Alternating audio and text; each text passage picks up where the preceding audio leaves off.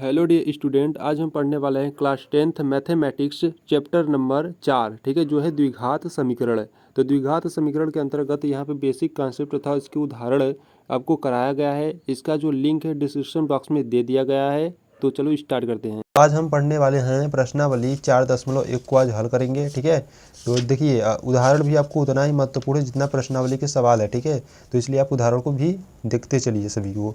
ठीक, उदाहरण आपको नहीं छोड़ना है। तो आज हम पढ़ने वाले हैं प्रश्नावली 4.1। 4.1 में आपको 2 ही सवाल दिए हैं और 2 के अंतर्गत जैसे 1 के अंतर्गत आपको दिया है 8 सवाल और 2 के अंतर्गत दिया है 4 सवाल। ठीक है, तो चलिए फर्स्ट वाला क्वेश्चन को देखते हैं। तो फर्स्ट वाला क्वेश्चन क्या कर रहा है, देखिए जांच कीजिए कि क्या निम्न द्विघात समीकरण है। ठीक है, अब आपको इसमें क्या बताना है, द्विघात समीकरण है कि नहीं। अगर आप उदाहरण कर लिए हो तो ये आपको आसानी से बता सकते हो। ठीक है, तो चलो वो करते हैं इससे। फर्स्ट वाला देखिए क्या कर रहा है, x+1 का whole square equal to 2 into X minus का 3। ठीक है, तो चलो हल करते हैं इससे।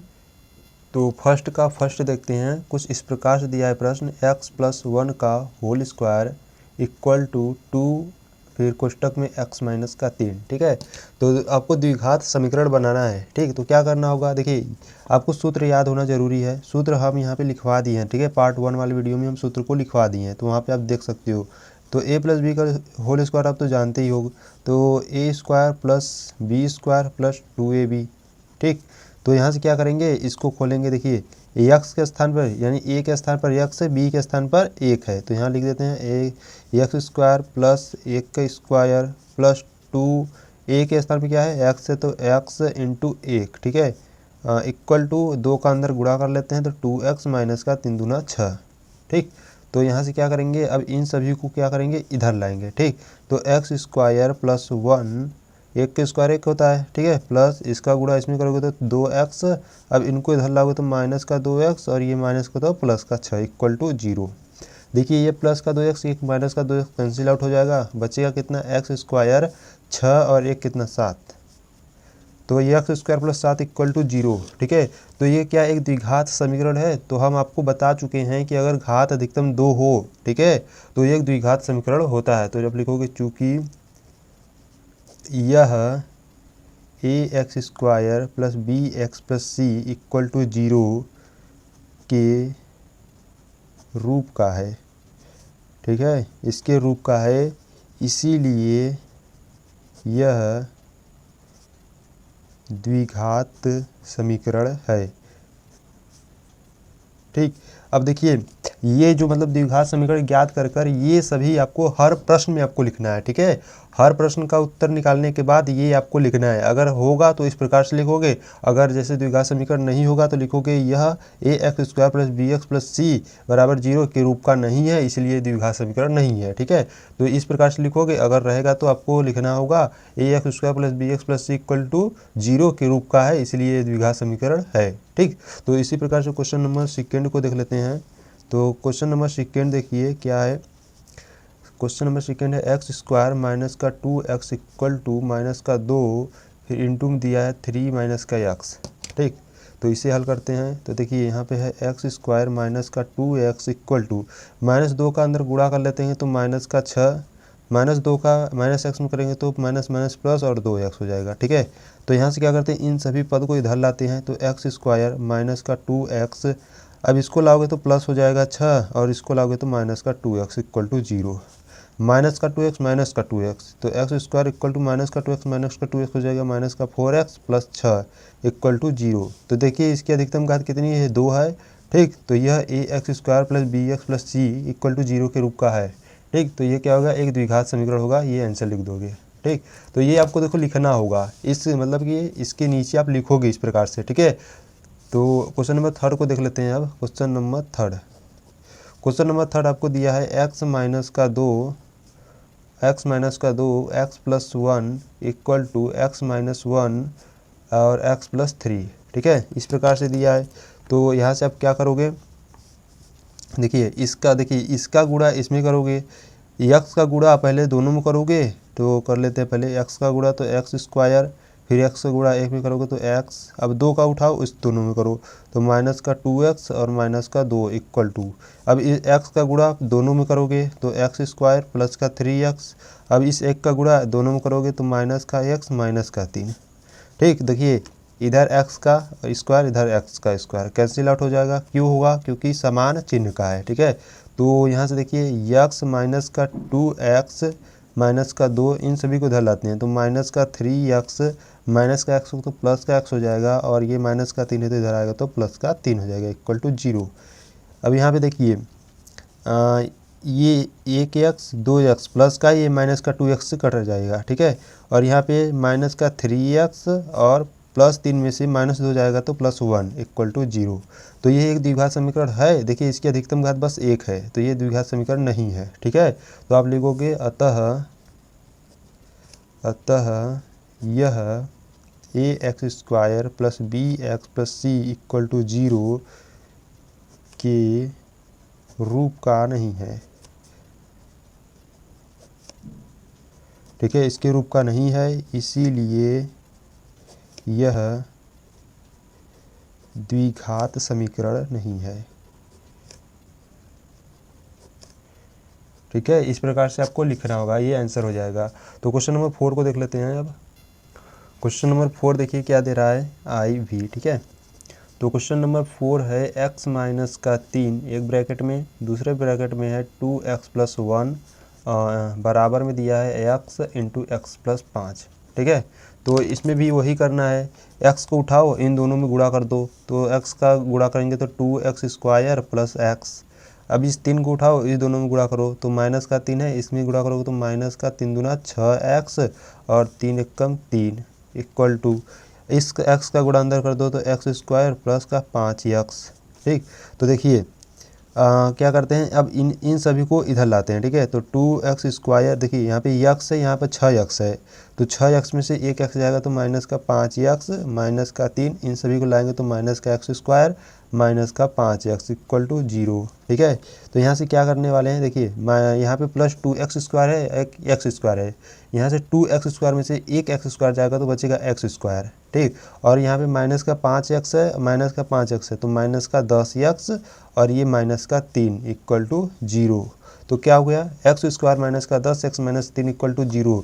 तो यहाँ पे देखिए अधिकतम घात कितनी है, 2 है, तो लिखोगे अतः यह ax square plus bx plus C equal to 0 के रूप का है, यानी कि इसकी मानक रूप का है। तो लिखोगे अतः यह द्विघात समीकरण है। ठीक है, द्विघात समीकरण है। ठीक है, इस प्रकार से आप लिख दोगे। तो क्वेश्चन नंबर 4 कंप्लीट हुआ। क्वेश्चन नंबर 5 देख लेते हैं। तो क्वेश्चन नंबर 5 है 2x माइनस 1 एक ब्रैकेट में, दूसरे ब्रैकेट में है x माइनस 3 इक्वल टू एक ब्रैकेट में है x प्लस 5 और दूसरे ब्रैकेट में है x माइनस 1। ठीक है, तो इसे हल कर लेते हैं। 2x को उठाएंगे दोनों में गुणा करेंगे तो 2x स्क्वायर, इसका गुणा अब इसमें करेंगे तो माइनस का 6x।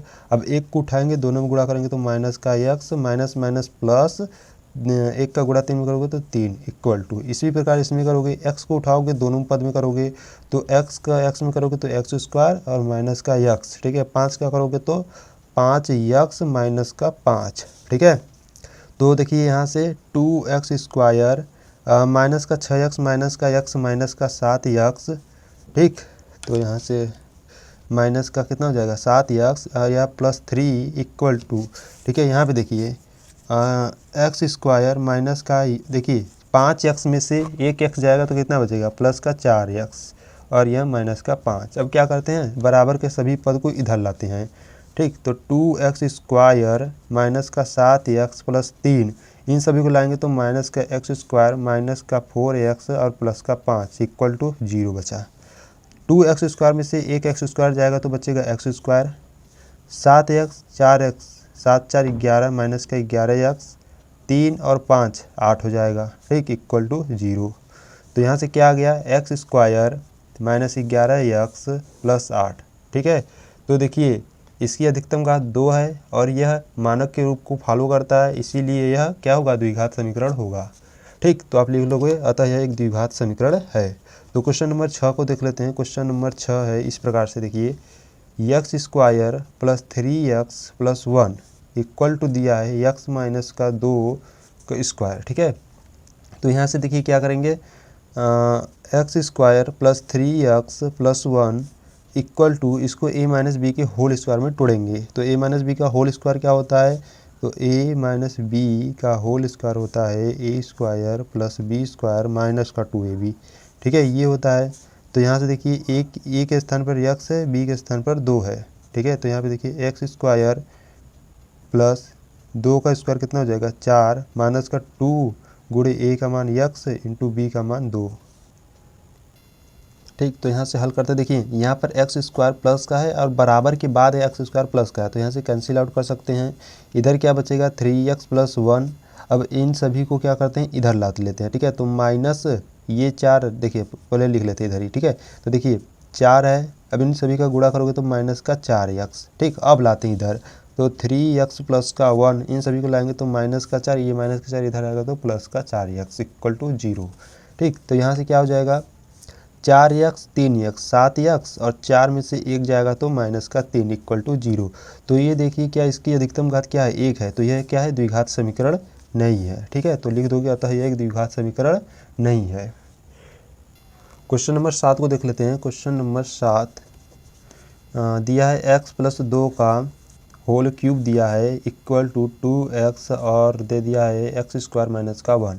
ठीक है, जब इस प्रकार से क्वेश्चन हो तो देखिए यहाँ पर क्या है x प्लस 2 का होल क्यूब है, तो यहाँ से आपको सूत्र मालूम होना चाहिए a प्लस बी का होल क्यूब क्या होता है a cube plus B cube plus 3ab कोष्टक में a प्लस का b। ठीक है, ये सूत्र होता है, इसी में सभी का मान पुटअप करेंगे। यहाँ पे देखिए a के स्थान पर x है, b के स्थान पर 2 है। ठीक है, तो यहाँ पे क्या हो जाएगा x क्यूब प्लस b के स्थान पर 2 है तो 2 का क्यूब प्लस 3 इंटू a के स्थान पर x है और b के स्थान पर 2 है, ब्रैकेट में x प्लस 2। ठीक है, ध्यान देना बराबर के बाद भी है, तो क्या है देखिए अब इसका गुणा इसमें करा लेंगे तो 2x एक्स स्क्वायर में करोगे तो कितना हो जाएगा क्यूब हो जाएगा, माइनस 2x का में करोगे तो 2x हो जाएगा। ठीक है, तो यहाँ से x क्यूब प्लस 2 का क्यूब 8 होता है प्लस यहाँ पे देखिए 3 दूना 6x। ठीक है, और अंदर क्या है x प्लस का 2 इक्वल टू इसी प्रकार से लिख लीजिए। ठीक है, 2x क्यूब माइनस का 2x। तो देखिए अब क्या करते हैं इस 6x का अंदर गुणा करा लेते हैं, तो x क्यूब प्लस का 8 प्लस 6x का x में करोगे तो कितना आ जाएगा 6x स्क्वायर प्लस 6x का 2 में करोगे तो 6 दूना 12x equal to 2x cube minus का 2x। अब ये वाला जो पद है बराबर के इधर वाला इन सभी को इधर ला लेते हैं, तो x cube plus 8 plus 6x square plus 12x minus का 2x क्यूब, इसको लाओगे तो प्लस का 2x इक्वल टू 0। यहाँ पे देखिए माइनस का 2x क्यूब है, यहाँ पर 1 है तो यहाँ पे बचेगा माइनस का x क्यूब। ठीक, और यहाँ पे देखिए 2 स्क्वायर वाला देखिए तो यहाँ पे बचा 6x स्क्वायर, ये वाला भी हो गया। तो यहाँ पे देखिए 2x है, यहाँ पर 12x है तो 12 2 और 14x। ठीक, और क्या बचा और 8 बचा तो प्लस का 8 इक्वल टू 0। तो यहाँ पे ध्यान दीजिए एकदम अधिकतम पद इसमें क्या है, अधिकतम पद है यहाँ पे 3, तो 3 होना नहीं चाहिए द्विघात समीकरण के लिए, तो लिख दोगे अतः यह द्विघात समीकरण नहीं है। ठीक है, अतः यह द्विघात समीकरण नहीं है और ये आंसर हो जाएगा। तो क्वेश्चन नंबर लास्ट देख लेते हैं, क्वेश्चन नंबर 8वां। ठीक है, 8वां क्या है, 8वां आपको दिया है एक्स क्यूब माइनस का 4x स्क्वायर माइनस का x प्लस 1 इक्वल टू दिया है x माइनस 2 का होल क्यूब। ठीक है, तो यहाँ से क्या करेंगे इसको x a माइनस बी के होल क्यूब में तोड़ेंगे, तो यहाँ से देखिए एक्स क्यूब माइनस का 4x स्क्वायर माइनस का x प्लस 1। ठीक है, एग्जैक्ट एकदम उतार लिए। यहाँ पे देखिए आपको सूत्र अप्लाई करना होगा, सूत्र क्या होता है अगर हम बात करें a माइनस बी का होल क्यूब का जो सूत्र होता है a क्यूब माइनस का b क्यूब माइनस का 3ab कोष्टक में a माइनस का b। ठीक है, ये सूत्र होता है। तो यहाँ से क्या करेंगे इसमें अप्लाई कर देंगे, देखिए a के स्थान पर x है, b के स्थान पर 2 है तो यहाँ पर लिखेंगे a क्यूब यानी कि x क्यूब माइनस b के स्थान पर 2 है तो 2 का क्यूब माइनस है तो माइनस 3 इंटू a के स्थान पे क्या है x इंटू b के स्थान पे 2 कोष्टक में x माइनस का 2। ठीक है, तो यहाँ से हल करते हैं तो x क्यूब माइनस का 4x स्क्वायर माइनस का x प्लस 1 इक्वल टू। ठीक, तो यहाँ से क्या हो जाएगा x क्यूब 2 का क्यूब होता है 8 माइनस देखिए 3 गुणे 2 3 दूना 6x कोष्टक में x माइनस का 2। ठीक है। यहाँ पे ध्यान दीजिए, ये प्लस का x इधर है और बराबर के बाद भी इधर प्लस का x है, कैंसिल आउट हो जाएगा। ठीक, उधर क्या बचेगा, माइनस का 4x² माइनस का x प्लस का 1 इक्वल टू यहाँ से बचेगा माइनस का 8, इस माइनस 6x का अंदर गुणा करा लेते हैं तो माइनस का 6x² हो जाएगा, इसमें इसको कराओगे तो माइनस माइनस प्लस हो जाएगा और 6 दूना 12x। ठीक, तो अब क्या करते हैं, इन सभी पद को इधर लाते हैं तो माइनस का 4x² माइनस का x प्लस 1, इन सभी को इधर लाओगे तो देखिए ये जो माइनस का 8 आएगा तो प्लस का 8 हो जाएगा, माइनस का 6x है तो आएगा तो कितना हो जाएगा, प्लस का 6x², प्लस का 12x है इधर आएगा तो माइनस का 12x इक्वल टू क्या बचा, 0। तो यहाँ से ध्यान दीजिए, प्लस का 6x² माइनस का 4x², तो घटाओगे तो कितना हो जाएगा, 2x²। ठीक है, यहाँ पे देखिए माइनस का x है, माइनस का 12x जोड़ दीजिए तो माइनस का 13x। ठीक, 8 1 9 तो प्लस का 9 इक्वल टू 0। तो यहाँ से क्या आ गया, 2x² माइनस का 13x प्लस 9, तो यह क्या है, इसकी अधिकतम घात कितनी है, 2 है, तो यह क्या है, एक द्विघात समीकरण है। तो लिखोगे यहाँ पर अतः यह द्विघात समीकरण है। ठीक है, क्यों है, क्योंकि यह द्विघात समीकरण के मानक रूप के नियम का पालन कर रहा है। ठीक है, तो यहाँ पर क्वेश्चन नंबर फर्स्ट का क्वेश्चन नंबर यानी कि क्वेश्चन नंबर फर्स्ट में जो क्वेश्चन नंबर 8 सवाल थे वे सभी कंप्लीट हुए हैं। अब चलो बढ़ते हैं क्वेश्चन नंबर 2 की तरफ। ठीक, क्वेश्चन नंबर 2 में देखिए क्या करा है, निम्न स्थितियों को द्विघात समीकरणों के रूप में निरूपित कीजिए। यानी कि आपको यह 4 क्वेश्चन दिया गया है, इनको बस क्या करना है, बस कहा है कि द्विघात समीकरण के रूप में इसको क्या करना है, निरूपित यानी कि ज्ञात करना है। ठीक है, तो चलो फर्स्ट वाले को देख लेते हैं। करा है, एक आयताकार भूखंड का क्षेत्रफल 528 मीटर स्क्वायर है, क्षेत्र की लंबाई मीटरों में, चौड़ाई के 2 गुने से 1 अधिक है। हमें भूखंड की लंबाई और चौड़ाई ज्ञात करनी है। ठीक है, तो बहुत ही सिंपल सवाल है। चलो देखते हैं क्वेश्चन नंबर 2 का फर्स्ट। ठीक, तो यहाँ हम लिख लेते हैं क्वेश्चन नंबर 2। ठीक है, 2 का फर्स्ट देख रहे हैं, तो यहाँ पे पहले जो दिया है हम उसे लिख लेंगे। ठीक है, क्या दिया है, यहाँ से हम पहले मान लेते हैं। ठीक है, माना, देखिए एक आयताकार आपको क्या दिया था, भूखंड। ठीक है, तो यहाँ से लिख लेते, थोड़ा सा चित्र बना लेते हैं। एक आयताकार क्या है, खेत है, यानी कि वही भूखंड। ठीक, यह आयताकार एक क्या है, खेत है। इसका जो देखिए, इसकी अगर हम चौड़ाई की बात करें, ये होती है चौड़ाई। अगर हम इसकी चौड़ाई को यक्स मान ले, और प्रश्न कहा था जो उसकी लंबाई है ना, ठीक है, देखिए प्रश्न कहा था कि क्षेत्र की लंबाई चौड़ाई से 2 गुने से 1 अधिक है। ठीक है, कह रहा है 2 गुने से 2x प्लस 1 अधिक है। ठीक है, अगर हम चौड़ाई को यक्स मानेंगे तो लंबाई कितना हो जाएगा, 2 गुने से 1 अधिक यानी कि 2x प्लस 1। तो यहाँ पे हम लिखेंगे माना भूखंड की चौड़ाई, माना भूखंड की चौड़ाई कितना है, यक्स। ठीक है, तो इसीलिए जो लंबाई हो जाएगा वो कितना हो जाएगा, प्रश्नानुसार देखो लंबाई में कहा है कि वह चौड़ाई के 2 गुने से 1 अधिक हो जाएगा, तो 2x प्लस 1 हो जाएगा। ठीक है, तो इसका जो क्षेत्रफल आपको दिया है तो लिखेंगे भूखंड का क्षेत्रफल, भूखंड का क्षेत्रफल। अब भूखंड का क्षेत्रफल यानी कि आयताकार है, अब आयत का क्षेत्रफल क्या होता है, लंबाई गुणे चौड़ाई, तो इन सभी का गुणा हो जाएगा, तो x 2x प्लस 1। ठीक है, तो यहाँ पे देखिए चौड़ाई यहाँ पर है, लंबाई यहाँ पर है। तो भूखंड का क्षेत्रफल हमको दिया था 528 इक्वल टू, इसमें इसका गुणा करा दीजिए तो 2x² प्लस x। ठीक, अब इनको सही रूप में लिख लेते हैं तो 2x² प्लस x, इनको इधर लाएंगे तो माइनस का 528। ठीक है, इक्वल टू 0। यही आपको ज्ञात करना था। ठीक है, तो इसका जो द्विघात समीकरण हो जाएगा 2x² प्लस x माइनस का 528। ठीक है, तो आप लिखोगे अतः, ठीक, अतः भूखंड की लंबाई, भूखंड की लंबाई व चौड़ाई द्विघात समीकरण, ठीक है, द्विघात समीकरण को संतुष्ट करते हैं, संतुष्ट करते हैं। इस प्रकार से आप लिखोगे। ठीक है, तो क्वेश्चन नंबर फर्स्ट का फर्स्ट कंप्लीट हुआ। तो क्वेश्चन नंबर फर्स्ट का सेकंड देखते हैं। ठीक है, तो यहाँ पे सेकंड देखिए, कह रहा है 2 क्रमागत धनात्मक पूर्णांकों का गुणनफल 306 है, हमें पूर्णांकों को ज्ञात करना है। ठीक है, तो जब भी क्रमागत की बात करें तो आपको एक x मानना है और एक को उससे x+1 मानना है। ठीक है, आप याद रखोगे जब भी क्रमागत की बात आएगी तो आपको एक x तो मानना ही है और क्रमागत है तो x+1 मान लोगे दूसरा पद। ठीक है, तो यहाँ हम सेकेंड को हल करेंगे। ठीक, तो यहाँ पे लिखोगे माना दो क्रमागत धनात्मक पूर्णांक।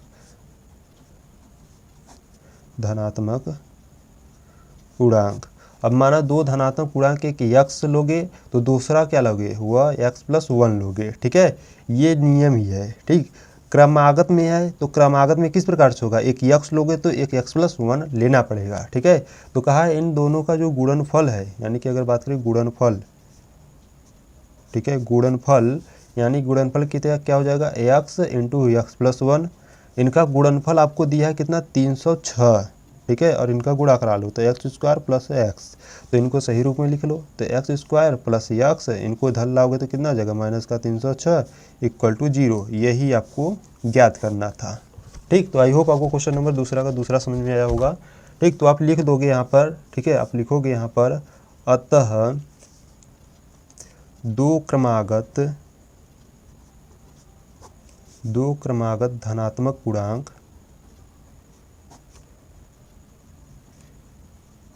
धनात्मक पूर्णांक द्विघात समीकरण को संतुष्ट करते हैं। ठीक है, द्विघात समीकरण को संतुष्ट करते हैं,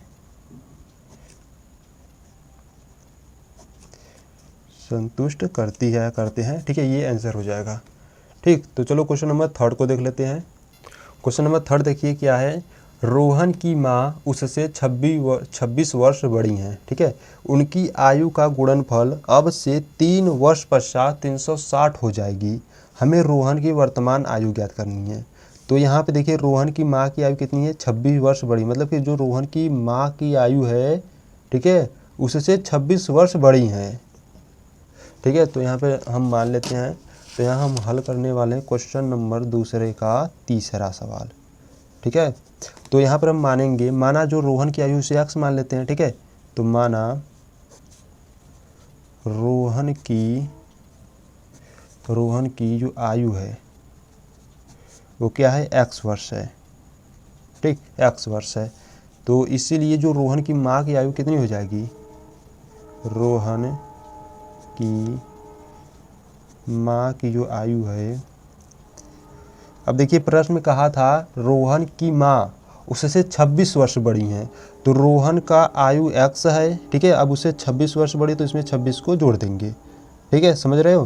देखिए रोहन की अगर आयु x है तो रोहन की माँ की जो आयु है उससे 26 वर्ष उससे बड़ी हैं, तो रोहन की आयु प्लस उससे 26 वर्ष जो बड़ी है वो जोड़ देंगे। ठीक, तो यहाँ से जो कहा है 3 वर्ष पश्चात। ठीक है, तो यहाँ पर लिखोगे अतः 3 वर्ष पश्चात, अतः 3 वर्ष पश्चात। तो आप ध्यान दोगे, अगर 3 वर्ष पश्चात कहे या बाद में कहे ना, तो आपको क्या करना है, जोड़ना होता है। ठीक, अगर पूर्व कहे या पहले कहे तो घटाना होता है।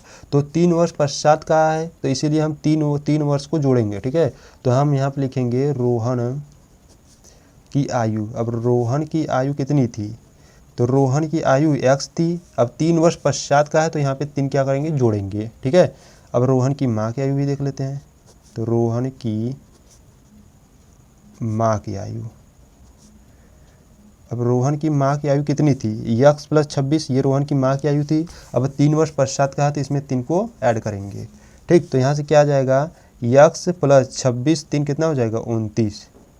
ठीक, तो अब कहा इन दोनों का जो गुणनफल है वो 360 है। तो x + 3 × x + 29, इन दोनों का जो गुणनफल है वो कितना है, 360 है। ठीक, तो इनको हल कर लेंगे।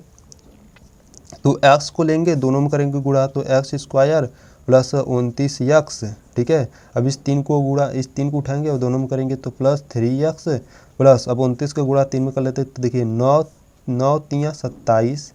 ठीक, हाथ में आया 2, 3 दूना 6, 2 8 = 360। तो यहाँ से क्या करेंगे, x² + 29x प्लस, और देखिए यहाँ लिख लेते हैं 29x + 3x। अब क्या करते हैं, 360 को इधर लाते हैं तो +87 - 360। ठीक। तो यहाँ एक्स स्क्वायर प्लस 29x एक 3x और है, तो जोड़ोगे तो कितना हो जाएगा 32x, और यहाँ से घटाओगे तो कितना, देखिए 10 में से 7 जाएगा 3, यहाँ पे 5, ठीक है 15, अब 15 में से 8 जाएगा तो 7 बचेगा, और यहाँ पे बचा 2, ठीक है, यानी कि 273 इक्वल टू क्या आ जाएगा 0। तो ये क्या हो गया, एक द्विघात समीकरण बन गया। क्या, x square plus 32x minus 273। तो लिखोगे अतः यह द्विघात समीकरण को संतुष्ट करती है, संतुष्ट करती है, इस प्रकार से लिखोगे, ये आंसर हो जाएगा। ठीक है, तो क्वेश्चन नंबर 2 का थर्ड वाला क्वेश्चन बहुत ही आसान था। ठीक है, अगर समझ में नहीं आया तो वीडियो को फिर से देख लो। ठीक, तो चलो क्वेश्चन नंबर 4 को देखते हैं। तो क्वेश्चन नंबर 4 देखिए क्या है, एक रेलगाड़ी 480 किलोमीटर की दूरी समान चाल से तय करती है।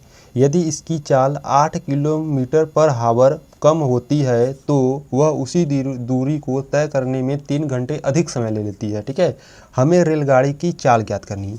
जो ऐसे सवाल होते हैं ना, ये होते हैं IMP सवाल। ठीक है, इसे आइए आप IMP की कैटेगरी में ना लीजिए।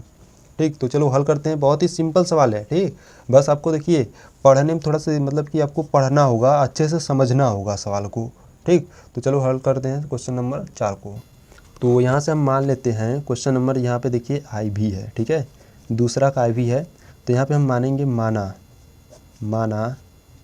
रेलगाड़ी, ठीक है, कोई रेलगाड़ी यानी ट्रेन की जो चाल है, माना रेलगाड़ी की जो चाल है वो क्या है, x किलोमीटर पर हावर। ठीक है, और कुल दूरी की बात करें तो हमें कुल दूरी कितनी है, ठीक है, कुल दूरी कितना दिया था 480 किलोमीटर पर हावर, यानी कि 1 घंटा में 480 किलोमीटर वो दूरी तय करता है। तो यहाँ पे जो लिया गया समय है ना, लिख लेते हैं पहले, लिया गया समय कितना हो जाएगा, देखिए कुल दूरी बटे चाल। तो यहाँ पे कुल दूरी कितना है 480 और रेलगाड़ी की चाल कितनी है x है, तो 480 बटे x हो जाएगा। ठीक है, अब इसकी देखिए प्रश्न कहा था यदि जो रेलगाड़ी की जो चाल थी अगर 8 किलोमीटर पर हावर कम हो जाती है। ठीक है, तो यहाँ पे लिख लेते हैं पहले,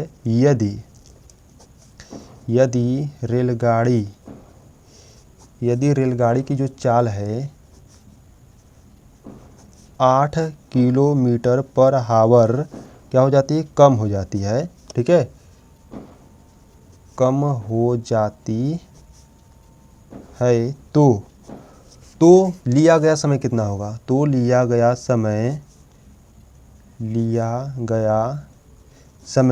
अब देखिए कितना कम हो रहा है 8 किलोमीटर, तो यहाँ से x में 8 कम कर देंगे, यानी कि 480 बटे x माइनस का 8। ठीक है, समझ रहे हो ना। देखिए क्यों, क्योंकि रेलगाड़ी की चाल x थी, अब यहाँ पर 8 किलोमीटर कम हो जा रही है रेलगाड़ी की चाल, तो यहाँ से x में से 8 को घटा देंगे। ठीक, तो यहाँ से अब प्रश्नानुसार लिखेंगे, प्रश्नानुसार।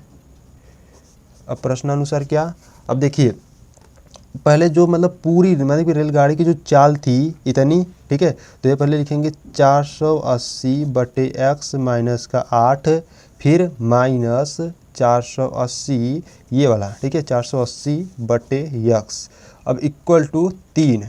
ठीक है, अब क्यों, क्योंकि दूरी तय करने में कितना समय लग रहा था 3 घंटे। ठीक है, तो यहाँ पे 3 घंटे हो गया।